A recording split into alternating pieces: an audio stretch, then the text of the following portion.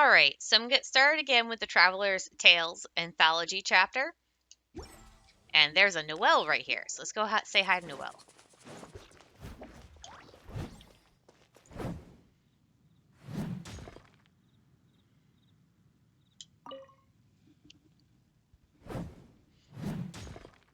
Galeblade! Huh? Noelle? I thought you were Ellen for a second there. Oh, Honorary Knight! Hello! Ellen's off moving some new wooden dummies in. Is there something you'd like to ask her? Not really, I was simply passing through. That's right, I've been discussing swordplay with Ellen over the past few days, and the topic of Master Jean's legendary Galeblade came up. Though neither of us has an animo vision, the techniques underpinning it are still worth careful study. After talking it over, we decided to use wooden dummies to practice. Ellen's great with a sword, you know. Her every move is incredibly precise. But, although I know the moves like this require exactness and finesse, and I've practiced a lot, I still can't quite accurately grasp the essence of the technique. I'm already doing my best to maintain control, but each time I swing my sword, I always end up destroying every dummy at once. I just haven't reached that level.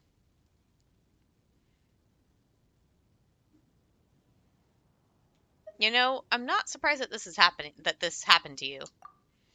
I'd love to practice with a one-handed sword, but they're all just too light. They feel so alien to my hand.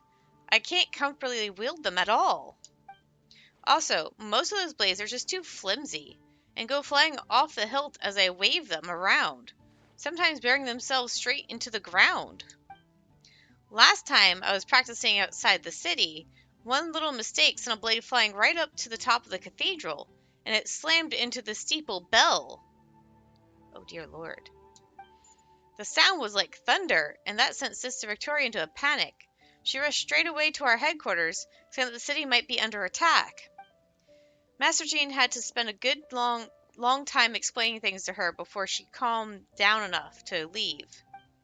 I've already asked Mr. Wagner to forge a super heavy single-handed sword for me, though I'm not sure when he'll finish it.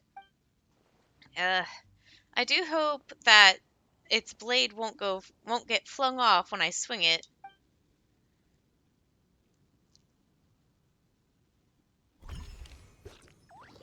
Alrighty.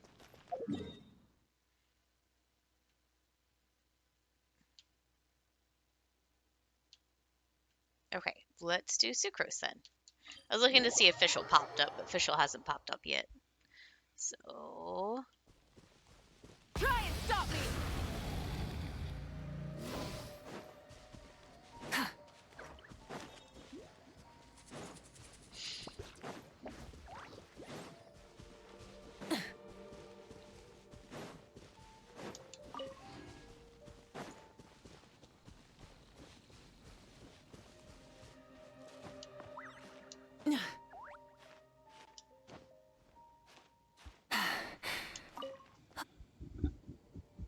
Yes, very interesting. Time to write all this down. Why did you climb so high up, Sucrose? Traveler? Oh, I didn't think anyone else would come here. I'm taking advantage of my vacation to do some nature watching. Nature watching rune guards, then? Look, over there. Do you see that white pigeon? Aren't they practically everywhere? Yes, but only in high places, safe and inaccessible enough to humans that they show their most natural, authentic appearance. Ah, speaking of which, see, patrolling rune guards don't disturb them at all.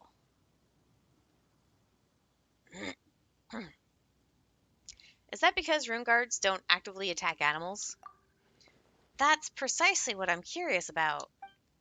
Once, I observed a finch making a nest atop a rune guard's head, and yet when others approached, the rune guard restarted itself.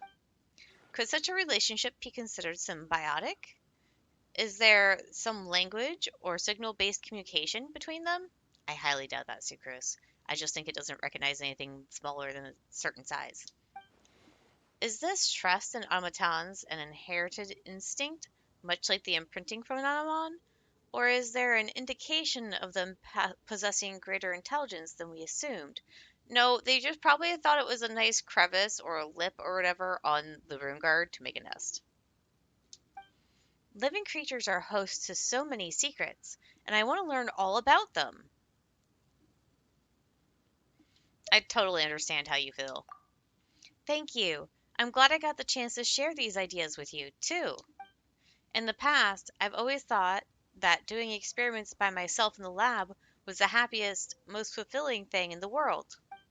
But now that I think about it, spending my vacation this way isn't so bad either.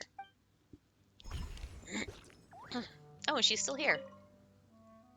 I wonder, white pigeons, what are you thinking about? As I watch from afar. That's all she has to say. Okay. Did Fischl pop up? Fischl did not pop up, so now we have to head to Leoa. But where in Leoa is the question?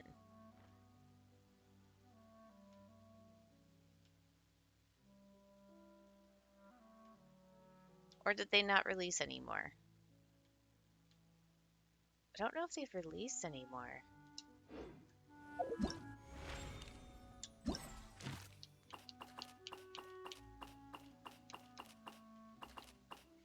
They might not have released anymore. I might have jumped the gun on this.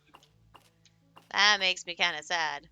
Oh wait, there is one in a zoom in character. Oh, so maybe, hold up.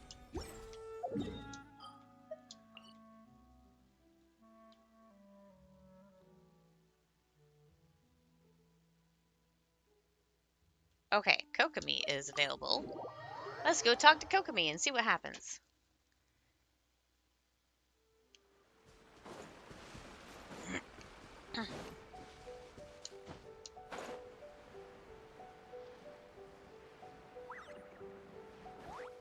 Oh, I think she's in that cave thing.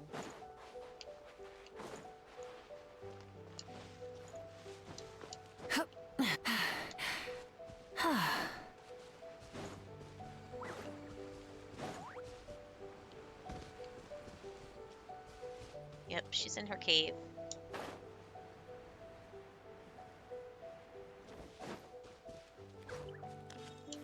Oop.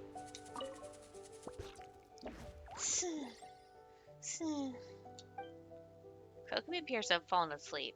Piles of documents line the table. Going through them must have exhausted a great deal of her energy. This is a rare moment off for her. Best not to wake her up.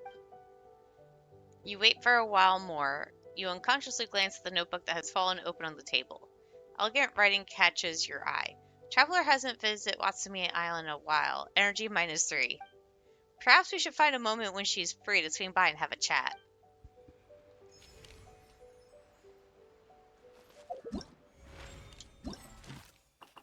That is so silly, Kokomi.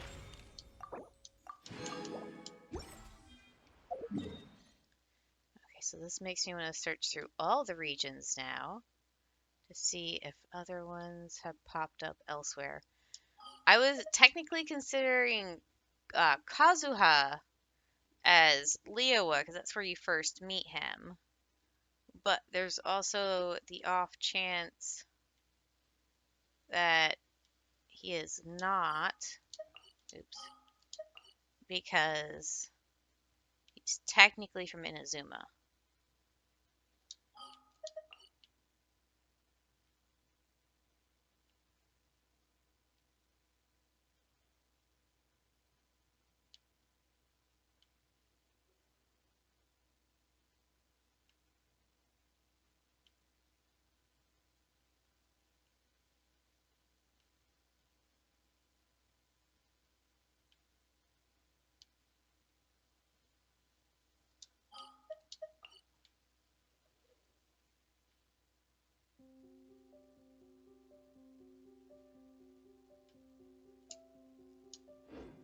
Okay, that actually looks to be it. Maybe I got all of them now. Gotten 10. And there's 9 left. So yeah, I think they've just been releasing them over several days. So I guess I'll have to get more in a later point. Let's see. This finishes that out.